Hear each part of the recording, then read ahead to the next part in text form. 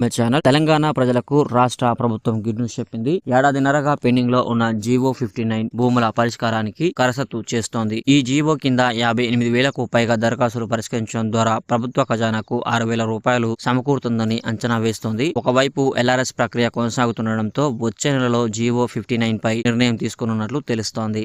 రాష్ట్రం ఏర్పాటు తర్వాత ప్రభుత్వ స్థలాల్లో ఇండ్లు కట్టుకొని నివాసం ఉంటున్న పేదలకు ఆ భూములను క్రమబద్ధీకరించేందుకు 2014 డిసెంబర్ 30న జీవో 59 ను జారీ చేశారు. 2022-23లో స్వల్ప మార్పులతో ఈ జీవోను పొడిగించారు. దీని ప్రకారం 125 నుంచి 250 గజాల స్థలం ఉన్న వాళ్ళు మార్కెట్ ధరలో 25% చెల్లించాల్సి ఉంటుంది. 250 నుంచి 500 గజాలకు ఉన్నవారు 50% చెల్లించి రిజిస్ట్రేషన్ చేసుకోవాల్సి ఉంటుంది. అదే 500 నుంచి 750 గజాలకు ఉంటే 75%, 750 గజాలకు పైబడి జాగా ఉన్నవాళ్ళు 100% చెల్లించి జీవో 58 ప్రకారం రిజిస్ట్రేషన్ చేసుకోవాల్సి ఉంటుంది. జీవో 58 ప్రకారం 125 గజాల లోపు నిర్మాణాలున్న స్థలాలు ఉచితంగా క్రమబద్ధీకరణ చేయబడతాయి. బీఆర్ఎస్ ప్రభుత్వం హయాంలో జీవో 59 ను అడ్డుపెట్టుకుని విలువైన భూములను అక్రమంగా క్రమబద్ధీకరించారనే ఆరోపణలు కూడా ఉన్నాయి. ఫైనాన్షియల్ డిస్ట్రిక్ట్ లోనే 20 ఎకరాలకు పైగా భూమిని కొట్టేసే ప్రయత్నాలు జరిగినట్టు ప్రభుత్వం గుర్తించింది. ఈ నేపథ్యంలో 2023 నవంబర్లో జారీ చేసిన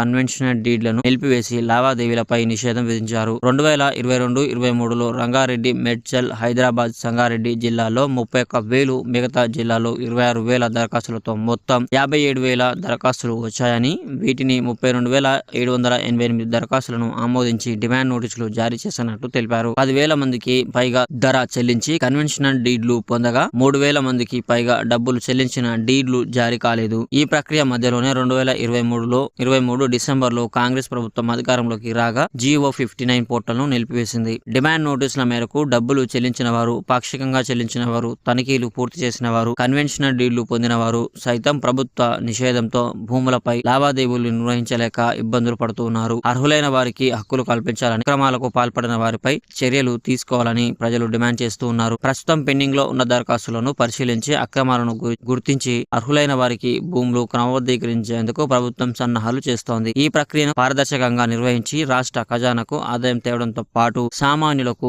న్యాయం చేయాలని సర్కార్ భావిస్తోంది. డిప్యూటీ సీఎం భట్టి విక్రమార్క నేతృత్వంలో మంత్రివర్గ ఉపసంఘానికి అందిన నివేదిక ప్రకారం ఈ జీవో అమలు చేయడాన్ని నిలిపివేయడానికి ముందు 534 కోట్ల ఆదాయం వచ్చింది. మిగతా దరఖాస్తుల పరిష్కారం ద్వారా 500 కోట్లు, అధిక విలువ గల భూముల క్రమబద్ధీకరణ 5,500 కోట్లు, జీవో 76, 118 దరఖాస్తుల ద్వారా 300 కోట్ల ఆదాయం వస్తుందని అంచనా వేస్తున్నారు.